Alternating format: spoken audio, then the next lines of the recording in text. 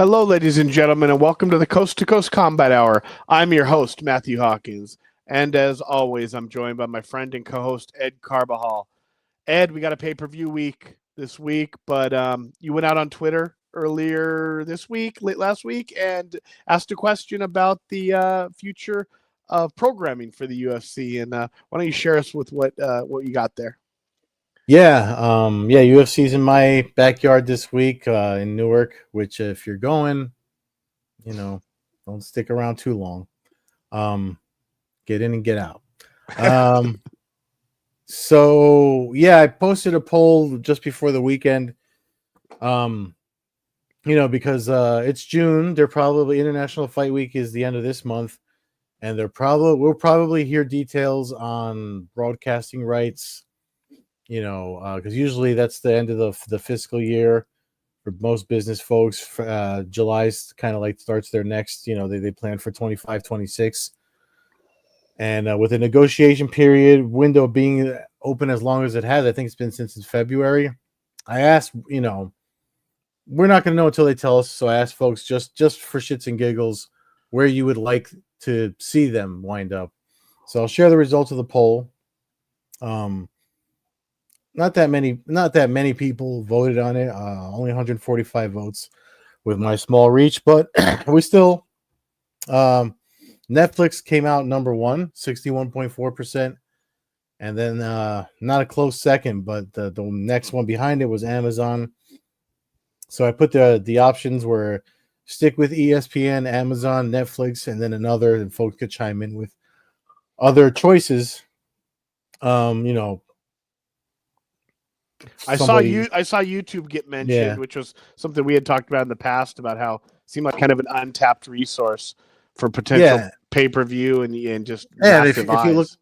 If you look at Combate, they just got like another, I forget how much, $17 million in funding just because of their YouTube move. So it's definitely a move they could make, and the UFC has enough YouTube channels that they could capitalize on it. And back in the day, I don't know if you remember, you used to be able to order UFC pay-per-views on YouTube. So they definitely have the technology to sell pay-per-views if they wanted to. The thing about this poll that I wanted to mention was because I did it over the weekend, some details came out this week, and from the ones mentioned in the poll, it looks like I forget who put the report out, but it was for something Mark Shapiro had said in one of the earnings call or one of the finance things, that one of the finance, not a podcast, but like they do these earnings calls that folks record and they talk about the updates for the business. And from the gist of it is that they're still negotiating. ESPN is likely to kind of continue doing business with them. And as far as like the other two players that are interested, is Amazon and Netflix are still interested. And it looks like it might be like pay-per-view stuff. So Amazon sells pay-per-views. I got a press release. I mean, they're selling the Pacquiao Barrios pay-per-view in July. So they're seamless with their streaming. They stream football, they stream basketball, they stream a lot of things. I've never had issues watching sports there, and I don't think anyone else has. But it looks like it's still the same big three players. I would like them to leave ESPN though. I mean, I prefer if they did like fight nights on Netflix and pay-per-views through Amazon or, something else. I'd like them to get off ESPN, but since they're the worldwide leader in sports, I don't see that happening. I mean, it looks like they want to stay in the game because ESPN, I'm pretty sure they know they're going to lose a lot of viewers if the UFC leaves.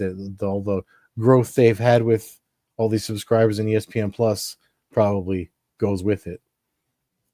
Yeah, I'm sure they'd take a hit. I personally voted for Netflix. Amazon would be fine with me as well, but I kind of like what they're doing with the WWE on Netflix. So if it was something like that, similar at least to I don't know, and it would combine it with some stuff, and I don't know, but I wouldn't mind that one.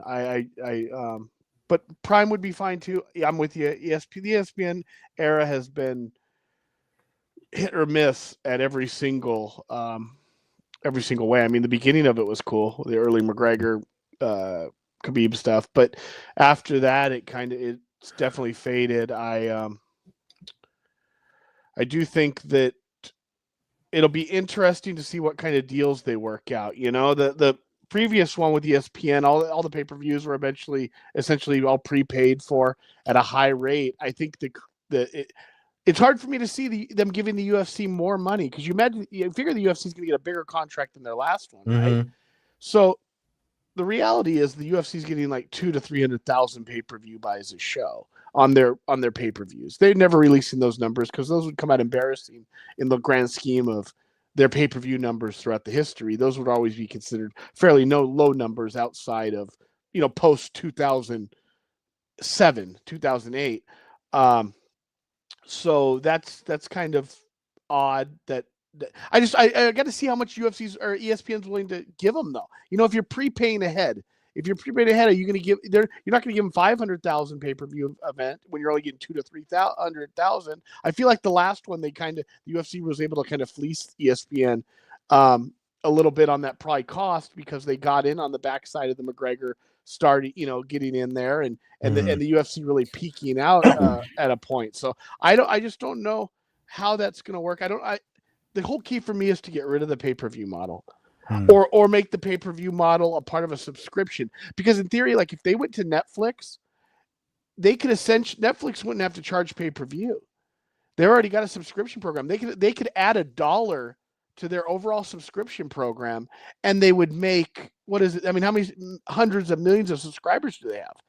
They could literally make $1 billion essentially by just adding $1 to everybody's subscription and not charging a single pay-per-view ever.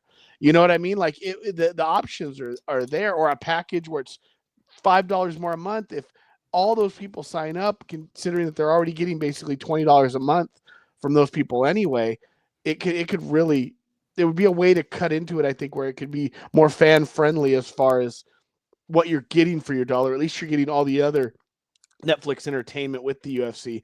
Even if you're paying maybe up to, let's say they get it to $39.99 a month, but it includes all the pay-per-views or something. There'd be ways that they could do it where Netflix could make a ton of money based off all of the subscriptions they already have. But like you said, ESPN still carries that weight. The weight's not as much now. I see that fading away, but I do think that there's probably another contract, length of time where ESPN still does have a stranglehold on that. I have a feeling after the next 5 or 6 years, it's going to be everything's going to be streaming.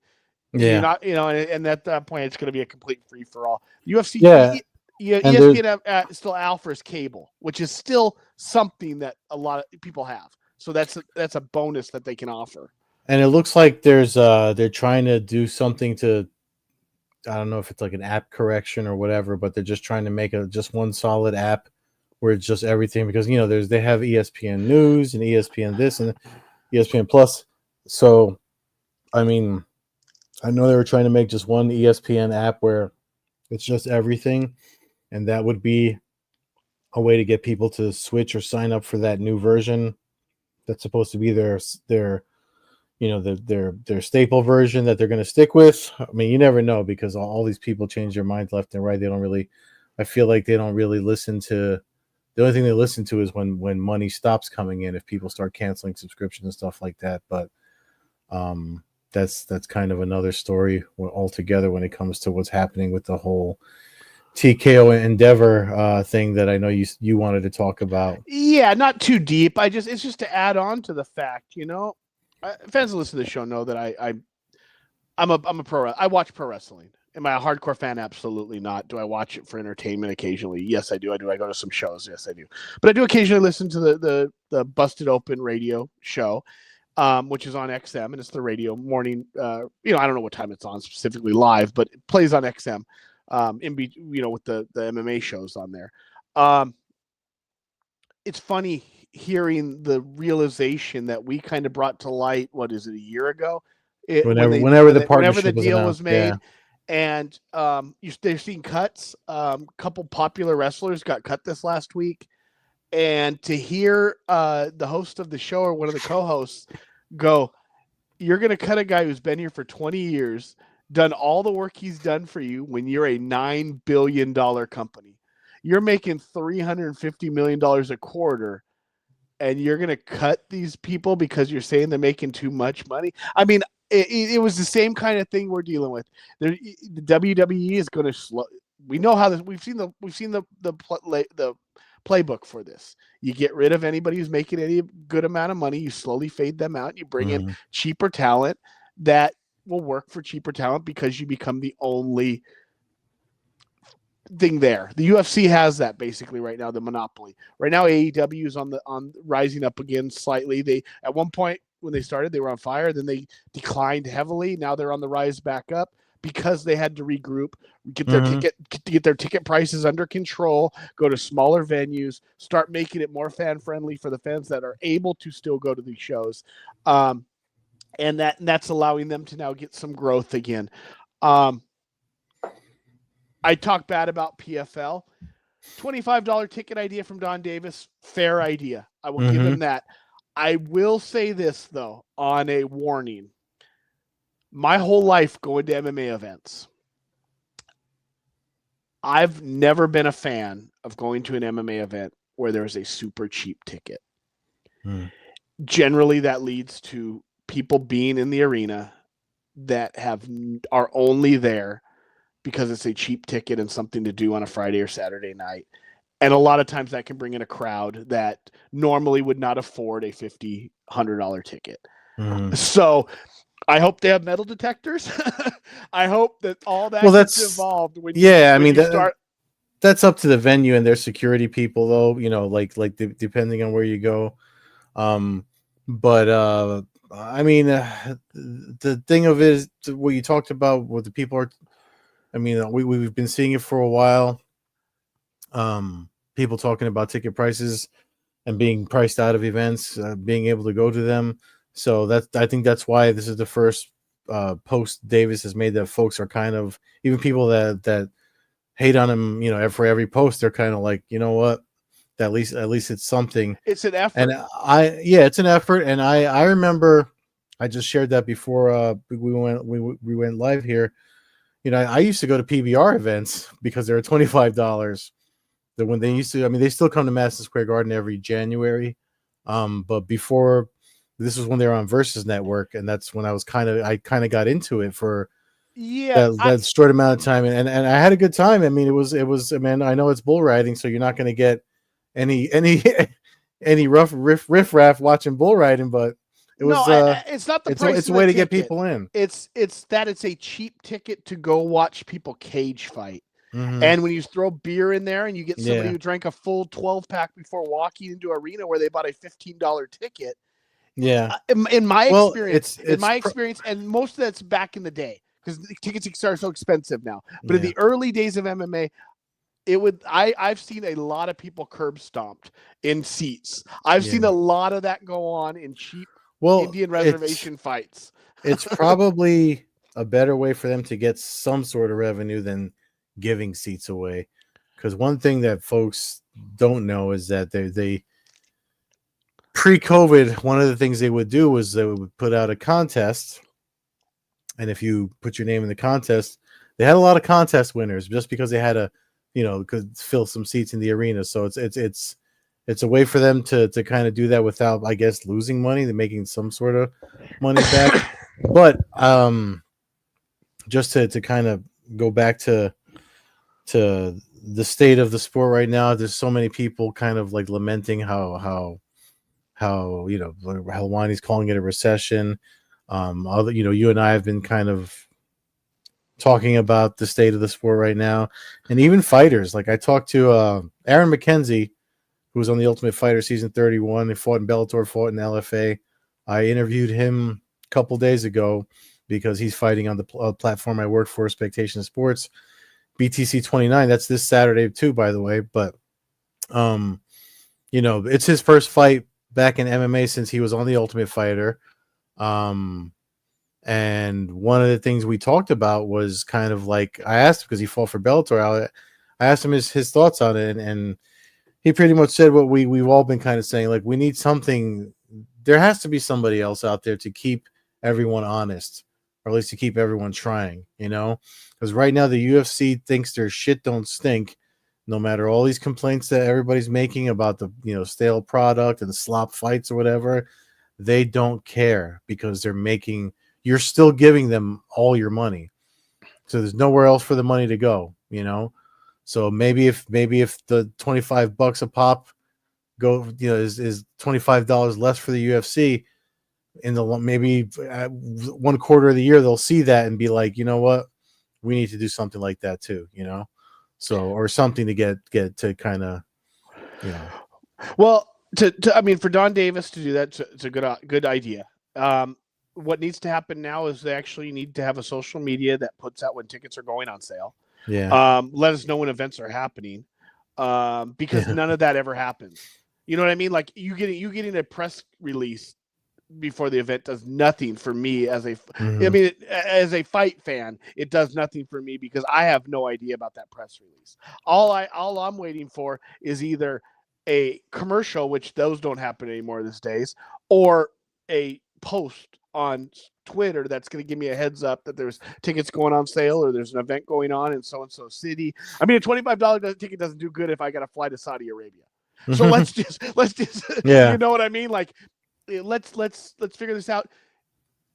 PFL should go the original Bjorn Rebney Bellator route. Yeah. They should start hitting up Midwest Indian reservations, Oklahoma. You come to Mohegan, they should do the casino out by me. Or even places that are trying to establish, like make themselves like, well, there's a new venue here, the MMA Pro League. They've had a couple events there. They're actually on Spectation Sports now. If folks want to check them out. 20 minutes from me, the Carteret Event Center. It's a decent sized arena, venues for music, comedy shows, or whatever. And now they've hosted MMA there. So do stuff like that, and like you said, it's how Bellator built themselves. Yeah, because Bellator did that. Bellator was in New Jersey early on, doing small shows at places and stuff. So it's definitely possible to do either that or just look at BKFC's schedule. Like I mean, who does it better than them when it comes to like getting these smaller markets to come out and support? And they're not canceling anything. No, go to PFL can't say that. Go to Billings, Montana. Go to Albuquerque, New Mexico. There's places out there. Go to Nebraska, Lincoln, Nebraska. You don't need to sell 10,000 seats. Go sell out 1,500. Just have a full house. That's what you got to do, and then go to 2,500, and then go to 5,000. Like that's the build.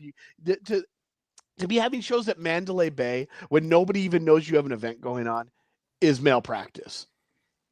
Like that's just stupid, and that's what they were doing in the past. At a time when it wasn't. They weren't the hot thing. You know what I mean?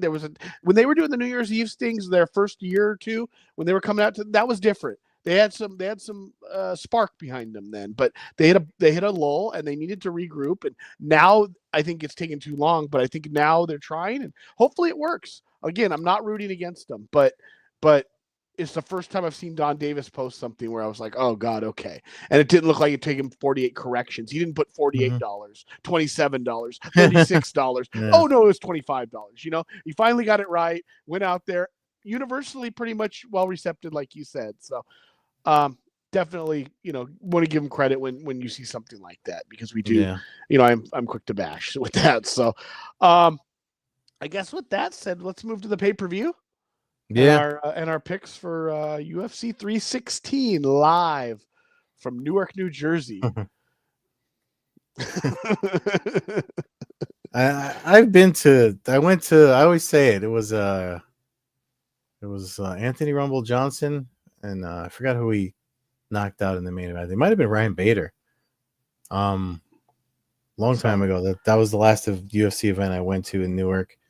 And if you anyone that's followed me on social, I mean, talking about why don't I apply for press credentials? I mean, a lot of people at my level or close to it say the same thing. It's not even worth it anymore. Everyone goes and gets the same soundbite. What's the point of traveling and all that stuff? Not everybody gets reimbursed. Who wants to spend a week in Newark?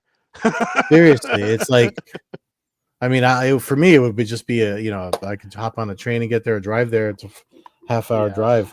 Yeah, but that's true. It's it's not someplace. It's not someplace you really want to spend. And then they took a COVID messed up a lot of the some of the good places to eat are not just not there anymore since the pandemic, and it's just not anything. Anyone that's going, if you're watching this and you're going to see UFC 316, whatever if you're looking to do something, I mean, I saw I posted the and you pointed out the correction that they're doing events in Prudential Center, but there's not much around there that you can do. And I'll tell you what the man in the courthouse told me when I had jury duty there early in the fall. It's because it's walking distance from Penn Station, and I got out a little early, and I said, "Is it safe for me to walk to the train station from here?" And his answer to me was, "You're fine as long as the sun is up." So take that with you as for anyone that's going to be walking out of the arena on Saturday night. They'll have, when they do have stuff there, they have a lot of security around. So you're probably safe, but yeah. The other stuff, just don't go walking around the Prudential Center looking for a sandwich shop at 2 a.m. That probably is not going to end well. Definitely not. Yeah, definitely not. All right. Well, our pay-per-view this weekend kicks off with a bout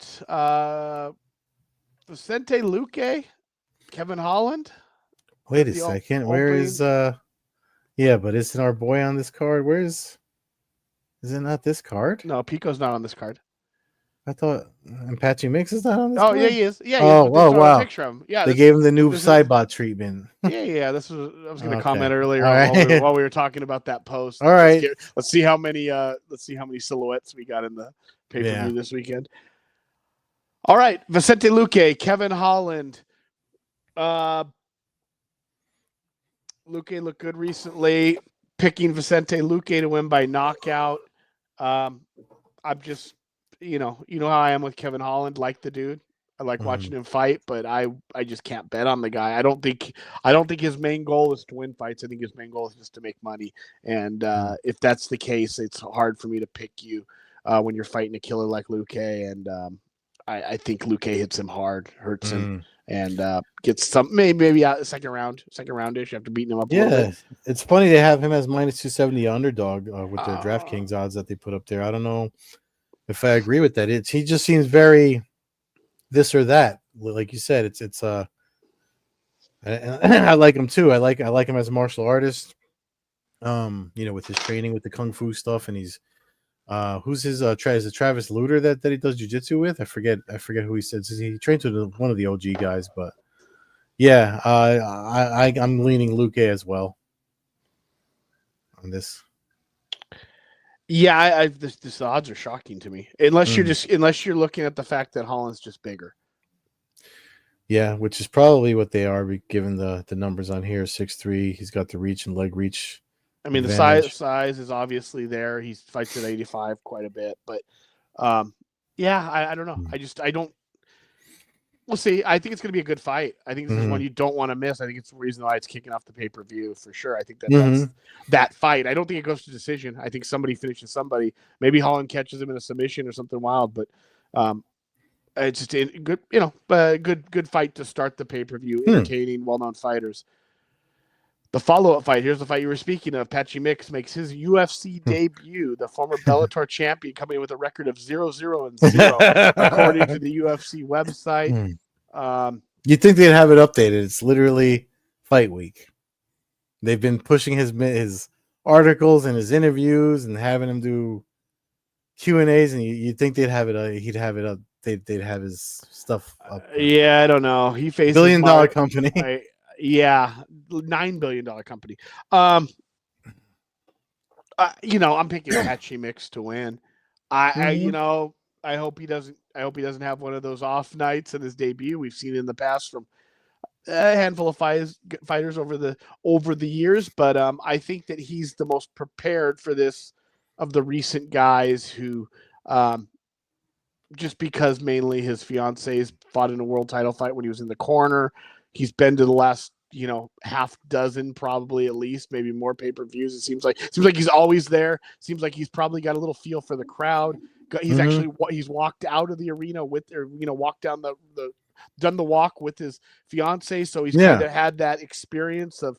Yeah, and he's walked into the Madison Square Garden arena, so he's that too, and in Japan he's done and Japan, in Saitama. So yeah, I mean it's he's well seasoned, tremendous fighter. Those that don't know him, I think, are going to get an awesome introduction to hopefully the near future of the bantamweight division.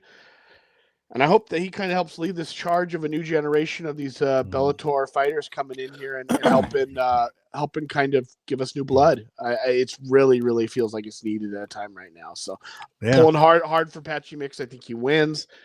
I'm going to say by decision, just because I think I'm going to give Batista the benefit of the doubt. I'm going to say he wins by decision, but I'm going to say it's decisive decision. It's just one of those things where maybe he's got such control of the fight that he doesn't risk a stupid move and kind of secures the win kind of thing. I could see it happening in a debut. So that's kind of what I'm going to go with, but I hope he wins by flying triangle 15 seconds. I could see him getting the submission because, I mean, the kid is dangerous. I'm surprised there's no odds for this. I mean, maybe they don't want to. I have no idea. I have no idea what their thinking is with that. You're obviously promoting the guy. It's somebody that folks have wanted to see for a while. And if he wins, he gets to jump into the rankings right away, which will definitely make him coming from Bellator, from a division that I used to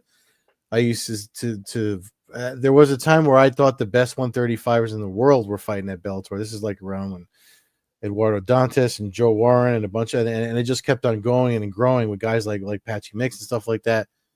So if he shows off in fashion like I hope he does, the UFC could get fun and interesting again for me. Our next bout, a rescheduled bout from a fight previously canceled from Mexico City card, I believe it was, because of supposed elevation issues or something like that with Pfeiffer. I'm shocked at the odds. I know Pfeiffer's the younger guy. I understand that, but I'm just gonna go with him against the odds. I'm gonna pick Gastelum. I think he's a little fired up about having to maybe reschedule this fight. Now, he's had some good wins. He's off and on his wins, but he looked good against Daniel Rodriguez. He looked good against Chris Curtis. You make your pick, but I'm gonna go with Gastelum. But I wouldn't bet on that. But I'm just going right now. I'm looking at two like minus $300, or plus 300s that I picked in my first, two of my first three fights. So. The odds seem extremely high to me at what is it, minus 380? Yeah. Yeah, it's a little disrespectful, but again, I mean, they're probably doing the reach thing with Pfeiffer too. But no, I like Gastelum. I always kind of pick Gastelum just because he's a fighter that I was always kind of I'm just a fan of his. I have no logic or science behind. I want him to win, so I'm picking him. These two fights. Definitely the most interesting fights on the card for me, anyway. Outside of the Patchy Mix and debut, I mean, there's other fights on the card, but Juliana Pena and Kayla Harrison. If you don't mind, I'm just gonna. I want to say they have Kayla as a minus 750 favorite, and I think that's because of Pena. Pena is she's had some stuff in the past, like injuries that she's have sidelined her for a while, and I don't know if it's just a fan thing that folks have issue with her, but she is the woman holding the belt right now.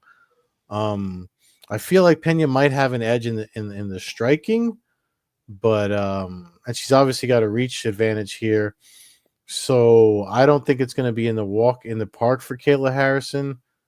But if it is, especially if they go into clinch and Kayla Harrison does her thing, that might be why the minus 750 is there, because Pena does like to grapple too. So I think Harrison has the edge there. I think Harrison. I don't think she wins easy, but if she does win easy, I'm not going to be surprised. So I'm going to follow her, watch her whole career. When she's in the PFL too. So I'm picking Harrison to win.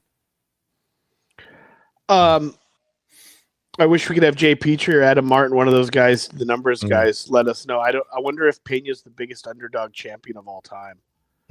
I'd be curious to see off the top of my head. I can't. Nothing's rattling in my head where I'm like somebody showed up and made me a 5-1 underdog as the champion. I'm with you. I think Harrison likely wins.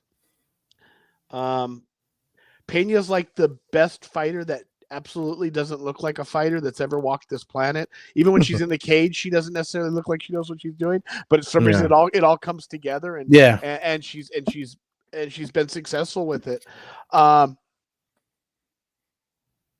I'm one of the people that like Juliana Pena. I know she rubs a lot of people the wrong way. I don't mind her as much. I don't get into all the chitter chatter stuff on some of the sideline stuff. As a fighter, I enjoy watching her fight. I generally root for her. I think she's going to have trouble in this fight just because of the sheer strength of Harrison. And I think Harrison's probably going to play this. If she's smart, she goes to a straight judo. She gets her down and she starts using those elbows. I often wonder in a fight like this, and this feels like one of those fights for me where something stupid happens where we have to have a rematch. Like we get a no contest from a cut, or we get something stupid. It just feels like this is one of those fights where, like, okay, this is time to hand the thing to Harrison. We need some new blood. We need to reinvigorate. But it's not going to happen for 6 months because, somebody, fouled somebody a minute into the fight and the other person, one of them, I don't know. I hope that doesn't happen. I'm just kind of got a weird vibe about this. The odds are shocking to me again. This is probably got to be one of the biggest pay-per-view discrepancies between fighters we've ever seen. There's 3. I mean, I don't know what the mix odds are, but so far there hasn't been anything under -3, 280 for, Yeah, it's interesting so you say that.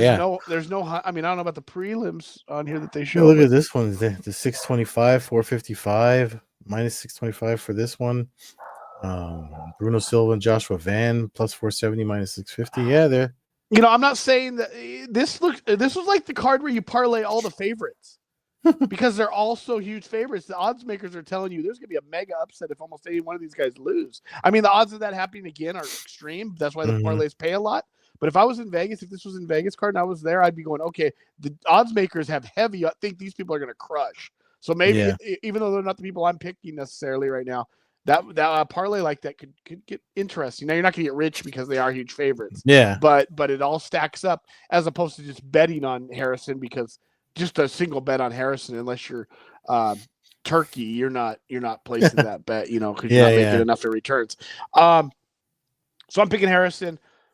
I'm kind of with you. She either grinds a 5-round, just gutty win, or I think she elbows her head into the mat in the first minute 45, and we see a mercy stoppage, or hits her with a Ronda Rousey armbar. Perhaps that too. Yeah, perhaps that too. Main event rematch that nobody was really asking for, but here we are. Merab Dvalishvili against Sean O'Malley. Best news about this is I hear Sean O'Malley is going to try to have a regular haircut this fight, so won't look like I'm watching Sideshow Bob fight. But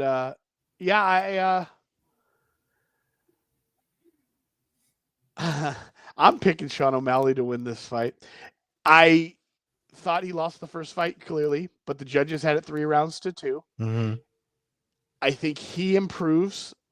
I think his striking and maybe some of his lack of early aggression because of maybe the fear of what Merab brings to the table. I think that's got to be kind of sidelined. You've already lost to the guy, so what do you have to lose again? You got to let it loose a little bit. I think he lets it loose more this time, and I think he hits Merab. And I think he hits Merab with something. I just again, what I'm going with. What are the odds on this fight? Do they have? Let me guess. Yeah, those are up. Just scroll down so we can see. It's -325 from Merab, +260 for O'Malley. I mean, I understand these odds of all the fights. These are the one odds maybe I understand based off their first fight, but I'm going to say O'Malley improves. we've said he's never really been our cup of tea, but we've always said the guy's uber talented, and I believe Yeah, he's got good coaches. I believe he's got the amazing skills, and I yeah. believe he's able to adjust. And he's young enough. I think this is the fight where we're going to see if he took the loss. They always say you learn more from your losses, right? Mm-hmm. This is the fight we're going to find out. If he learned more from that loss, he wins this fight. Yeah. And the thing is, like, and I forget who I was going back and forth with on Twitter/X about it. Their last fight in the very last round, towards the end of the last round, I think, and what you just said about O'Malley. I mean, we always say this about O'Malley, like, with the hair and all the goofy stuff on the internet and all the the weird colors, it distracts from the fact that he's actually a good martial artist. And I think that came out. I know he did an interview where he talked about how he had a hip issue or something too, leading into the last fight. I don't think any of that matters. What stands out to me from the last fight was towards the end in the final round was he threw some midsection kick that made Merab pause and kind of not continue his onslaught that he did. And I feel like that was. He might have found it late in the last fight, but the only one of the training footage that was posted online that I saw for this fight, it looked like he was practicing targeting the same area with various kicks. So I wouldn't be surprised. Don't be surprised if you see early in the fight, he does. I mean, I know people like to use the word teep because it's a popular technique that everybody seems to know from social media, but don't be surprised if he does a lot of front snap kicks, a lot of side kicks. A lot of straight kicks to Merab's midsection to try to get that same, to kind of make him wince. And I mean, obviously Merab's strongest weapon is his gas, and if you take a guy's body out, that's going to affect his gas. So if that's the game plan that O'Malley starts with, I wouldn't be surprised if he can pull off a win here. Again, he's goofy, he's weird, he's all into the weed or whatever. And I heard he gave it up, because of his family now. But this picture is not a recent, like you said, he's gonna be normal looking somewhat going into this one. So again, if Merab defends, cool. I like Merab too, but don't be surprised if O'Malley can pull this one, a rabbit out of his hat, and don't be surprised if it has to do with like body strikes or body shots. So that's all I'm going to say. It's actually an interesting fight. I agree with you. Yes, I agree with you. The first fight, I believe Merab was going to steamroll him, and he did, and he basically did until where you're talking about where Sean had a couple moments where it was like, oh, okay, there is a pathway for him if he's able to execute it. He's got great coaches. He's got all the tools. I think if he learned a little bit, if he got 5% better, he wins this fight. It's kind of like that, and that's the way I see it. Now, not that Merab doesn't necessarily gain experience from beating Nurmagomedov and then having this fight, so he's getting more and more confidence in Champ as well. But I don't think he lacked confidence at any point in his life at all. But he's a maniac. Yeah, so the odds are crazy. A lot of mismatches on this card, numbers wise. But I'm actually thinking that this is going to be an action-packed pay-per-view. Yeah, I think it's going to be fun. There's some names on the prelims to watch too. Don't need to go too deep into those, but a lot of names. So when you start seeing names, it's when I like to watch the UFC, and I'm not trying to guess who these people are. So good, not bad, not a bad card, not bad for your neck of the woods. Not bad. Ben should enjoy the fights on Saturday. This is one probably worth watching. We should probably make a programming note announcement just because I know your schedule can be flip-floppy sometimes and with the stuff I got going on. So if we seem to not go every week like we normally do, it's because of the summer not summer schedule, stuff going on this time of year. We'll probably break up our programming, but we will never not be here. Obviously for pay-per-views and stuff like that, but hopefully we should be able to get most weeks in like we have. But I know we had a discussion about scheduling like a week or so ago, and other stuff is going on now. So if we have to pull a plug one week, just kind of putting it out there for guys to know that summer's going to be a little weird this summer. Yep, so like you said, life, some scheduling changes, a few things going on. So also could mean we have a show on a different night of the week. Obviously, if news comes up, we're not going to abandon because we love to come here and talk to each other and talk to those who listen. So yeah, that's a good heads up because there's definitely going to be some conflicts with our normal schedule over the next 60 days or so. Fans can follow the show at Combat Hour on Twitter, Coast-to-Coast Combat Hour on Instagram. Follow me, Matthew Hawkins, at FightFanHawk on X and at MMAHawk21 on Instagram. Follow Ed at Carbazol on Twitter, Carbeerzol on Instagram, and Old Head Carb on Twitch. Thank you for listening, everyone. Have a good weekend. Enjoy the fights and stay safe.